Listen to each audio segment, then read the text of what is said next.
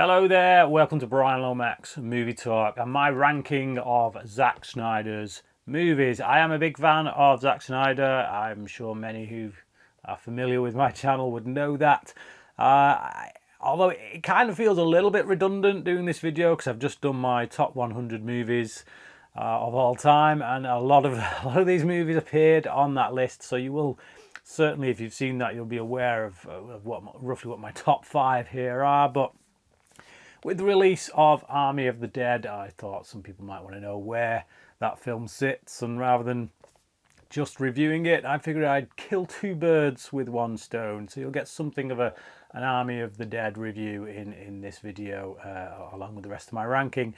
Now, I am going to include Justice League. Let's face it, it's at the bottom. I mean, the theatrical cut, but I don't count it really as a Zack Snyder film because it's not, is it, really? Taking footage that someone else has shot and then adding a ton of stuff that they didn't shoot to it doesn't make it their film.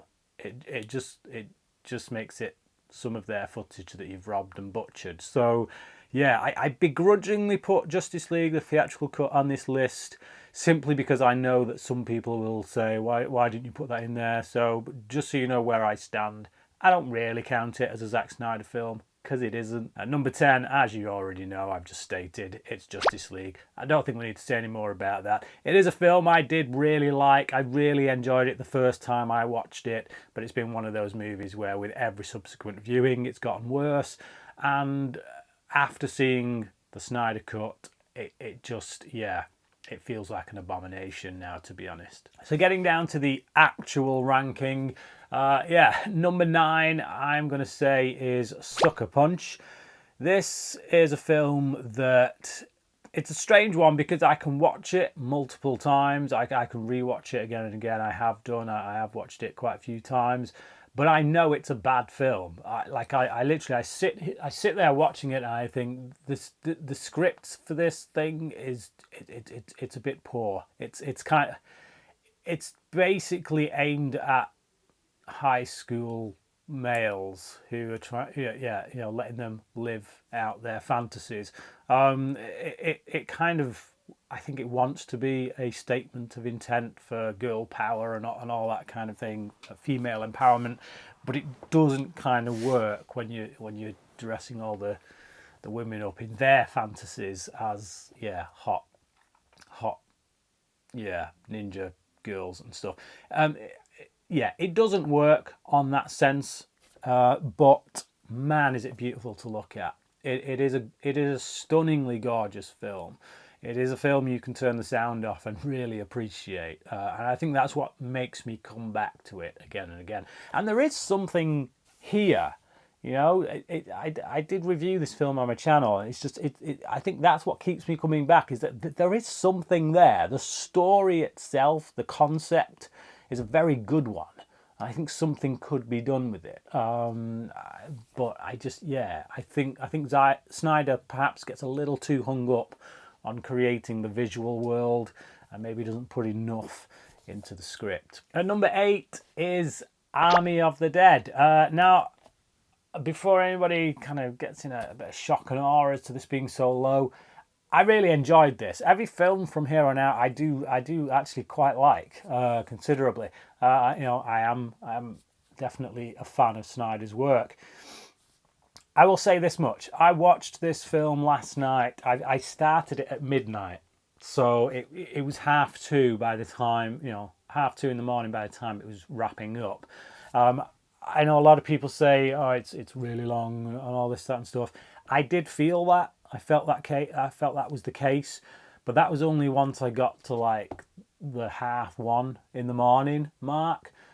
So you have to take anything I say from that point on with a pinch of salt, because let's face it, at that time in the morning, you start to flag. I was flagging. I was tired. So I don't know if I genuinely thought that the film was dragging on by that point, or whether I just really needed to get my ass to bed.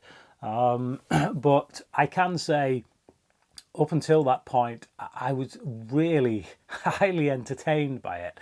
There was quite a few moments where I laughed out loud, in fact. The film does a pretty good job, I think, of taking a few swipes at modern culture and some of the annoyances of modern day culture, which could explain the rather low grade on Letterboxd and IMDb and whatnot. Because, yeah, I not one for your woke crowd, it must be said. I think they take a few swipes. There's one scene in which the the Japanese guy who hires this crew to go and pull this heist, he says like easy peasy lemon squeezy, but he says easy peasy Japanesey, and it just creates this moment where like people are discussing that he can't say that, and he's like, well, I can because I'm Japanese. It's just, yeah, it's a pot shot at woke culture, and there's other things in there like that throughout. You know, whether it's making a commentary on the wall being built to keep immigrants out, or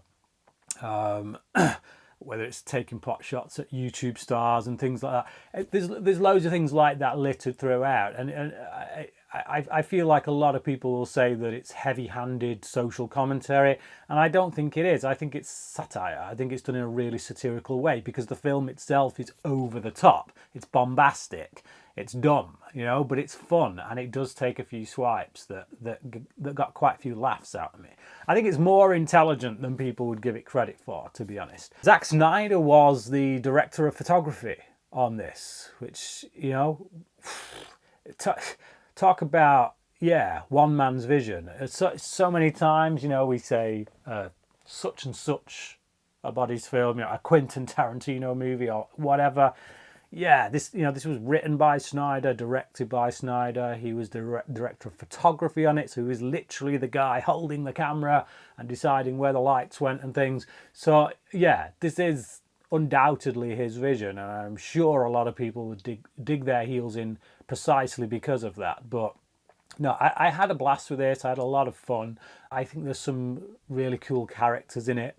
I like the relationships, the dynamics between them. The German safecracker, I found him to be quite hilarious. Very much a caricature, but a lot of the characters in this film are, and it's just, like I say, it's fun. It knows what it is, it's dumb, and it plays to that.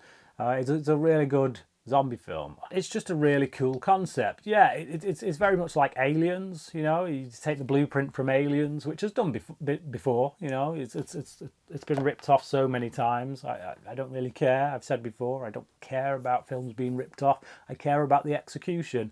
I feel like the execution here is highly entertaining. So yeah, like I say, I think this film stands a really good chance of moving up my list over time. It's just, again, that late hour last night when I was watching it, I started to feel that run time. But yeah, again, like I say, take that with a pinch of salt, because I reckon this could very well go up on this list with repeat viewings. At number 7 is Legend of the Guardians, The Owls of Ga'Hoole. This is an adaptation of a series of books. Unfortunately, it is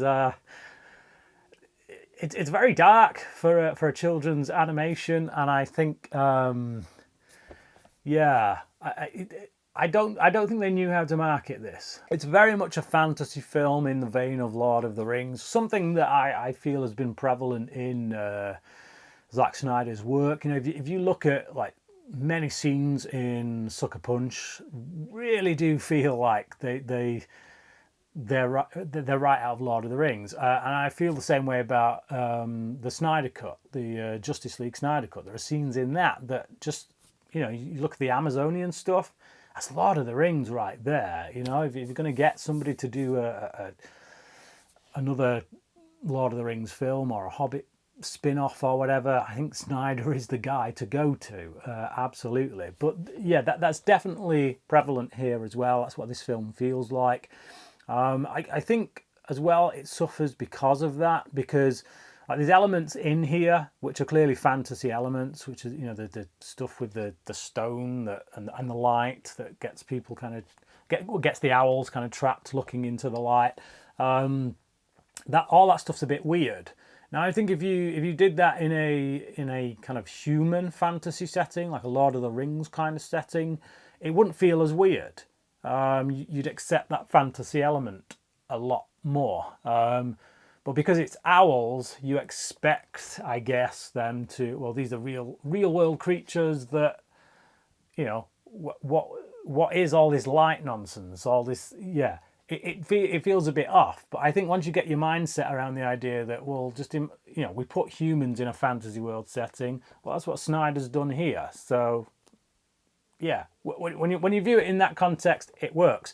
Like I say, it's pretty dark, but the animation is absolutely stunning. There's some really beautiful shots in this, as is to be expected from Snyder. It's just a bit left field, that's all. It's just, when you look at the guy who gave us 300 and Dawn of the Dead, to see him come out with an animated movie about owls, it was just a bit, really? Okay.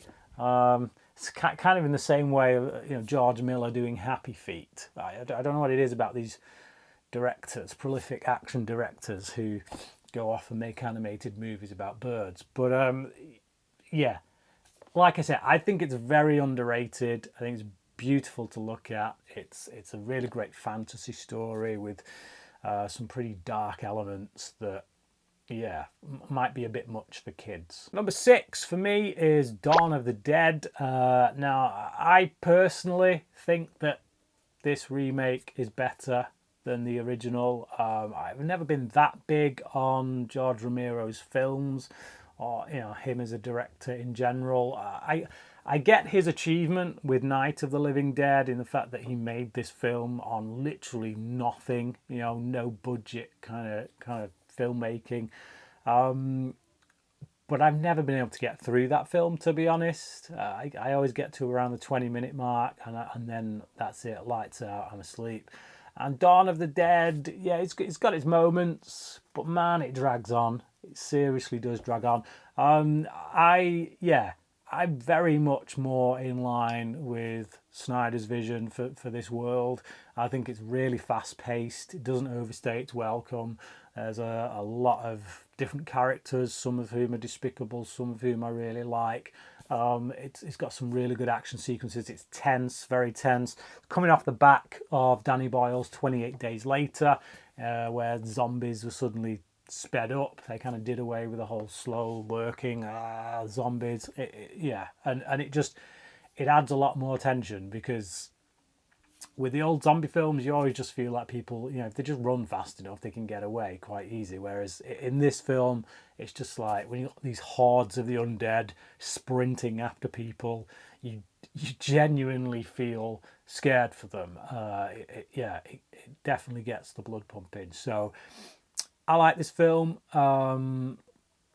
Jake Weber in it as well, which I just recently commented on in my review for those who wish me dead.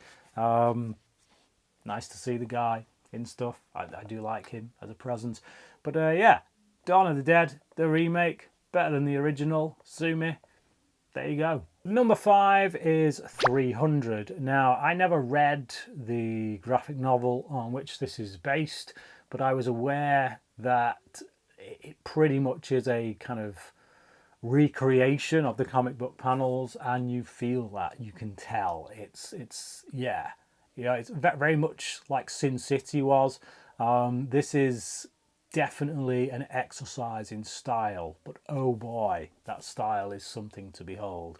So just every single frame of this movie is a painting. You could take any frame from this film and just stick it in a frame, put it on the wall. It's just, it's beautiful. It's absolutely beautiful.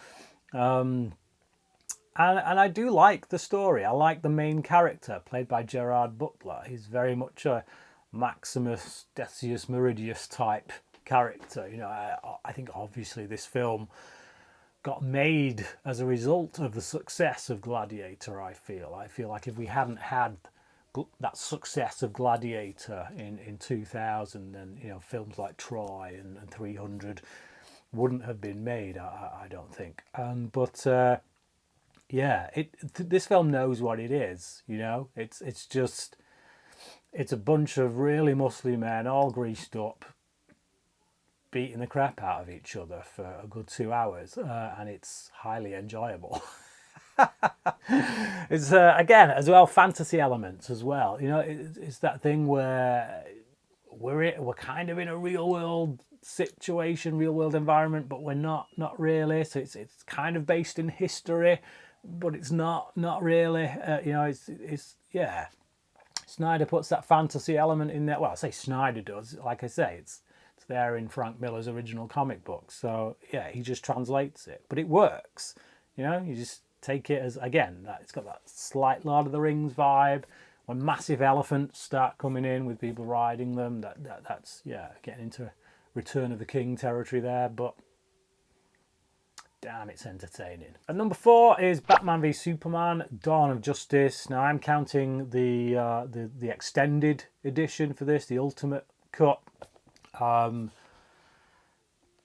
As is the case with pretty much all of Zack Snyder's work, whenever he gets an extended cut or a director's cut, it turns out to be better. So why studios haven't learnt by now, I will never know, but the stupidity will constantly reign, I guess. But yeah, the extended cut of this film, you know, so like technically you could say Snyder has more than 9 films. He's got double that, because there seems to be like a director's cut of each of these things out there.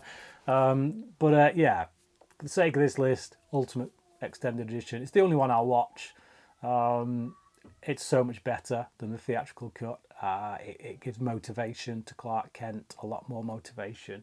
Gives him a bit more reason as to why he would, you know, go seeking Batman and whatnot. I just think it's fleshed out a heck of a lot more. It doesn't feel choppy.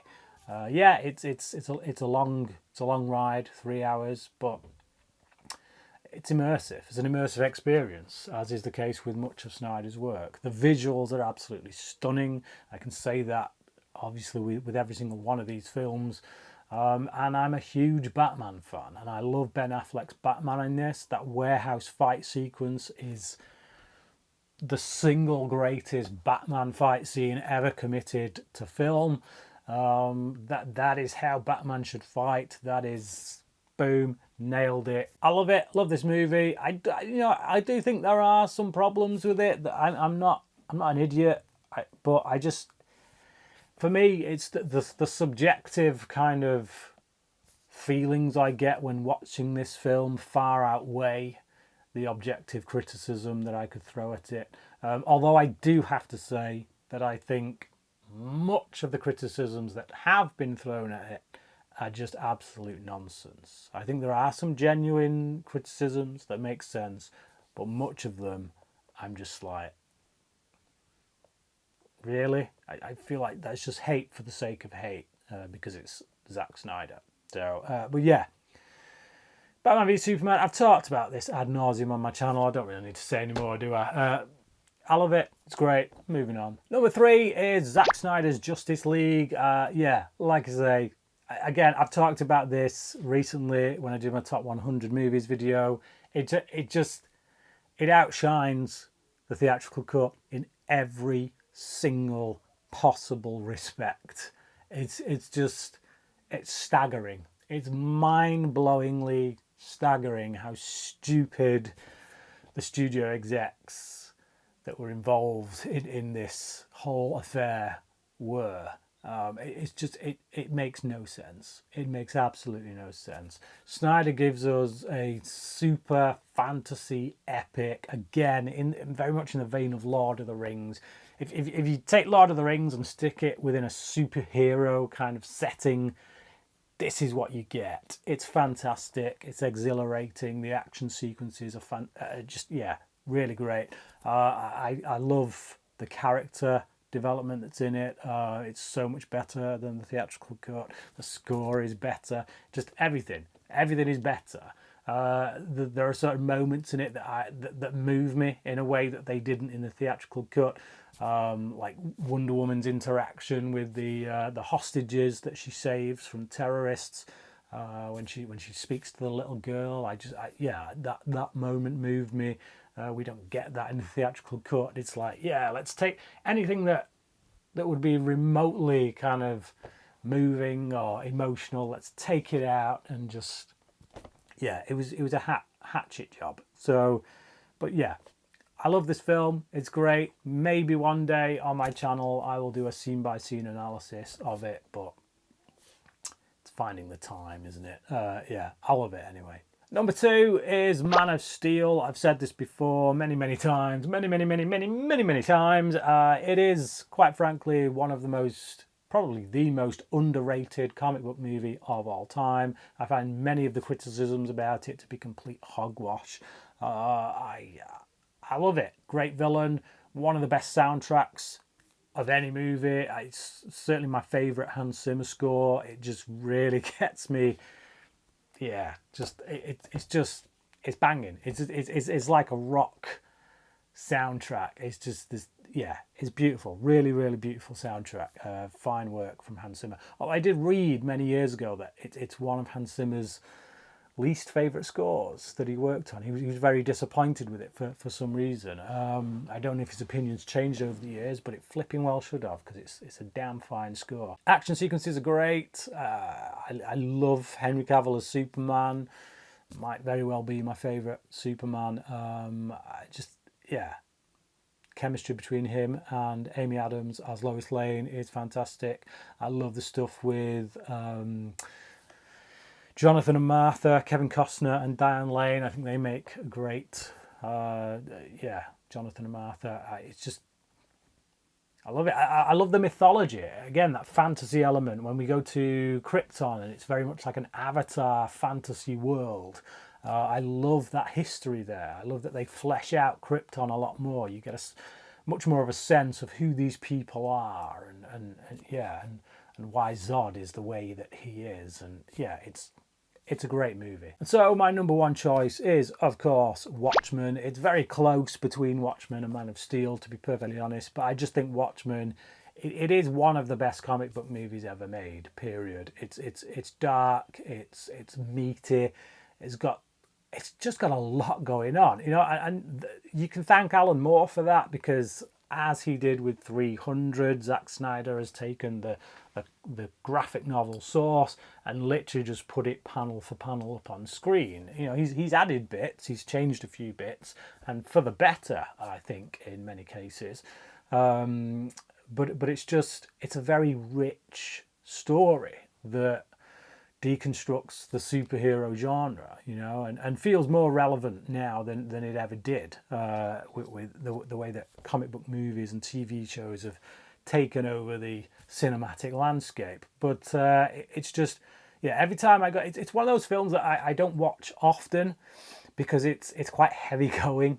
It's not like a fun ride in many respects. There's a lot of comic book movies, you can stick them on. Many Marvel movies, and that's not a dig at Marvel. They know what they do, and they do it well. They're very much about the fun, and I like that. I can stick a Marvel movie on maybe a bit more than this film, because it's an easier watch. But I would say, objectively speaking, this is better than pretty much most of the movies, probably all the movies that Marvel have put out. Again, that's not a dig at Marvel, it's just respecting how great this movie is. Like I say, it's just the characters in it have real depth, real sense of history going on there. Again, there's about 3 versions of this film as well. This is the theatrical cut, the director's cut, and now the ultimate extended edition, or whatever it's called. But yeah, whatever edition you watch, it's fantastic. Literally my only criticism of this film has only ever been the sex sequence in which the Leonard Cohen track plays over the top of it. The track just doesn't work with the sex scene at all. It makes it feel like some dodgy porno video. I mean, the scene itself isn't pornographic, don't get me wrong. It's just that choice of music does not work. But you're talking like a 20-second clip in what is otherwise a 3 hours plus film. So other than that, it's pretty much comic book movie perfection. So there you go, that's my ranking of Zack Snyder's movies. My apologies to anyone who's really familiar with my channel, who's heard me talk about these films a lot. But if you're new to my channel, there you go. That's my ranking. But I want to know what your rankings are, whether you're new to my channel or an old stalwart. Let me know how you would rank Zack Snyder's movies. Please leave your comments down below. Do check out my Patreon page or become a member. Hit that join button just below this video. And yeah, get in on the Bryan Lomax Movie Talk action. But yeah, thank you for watching this video. And until next time, crack in.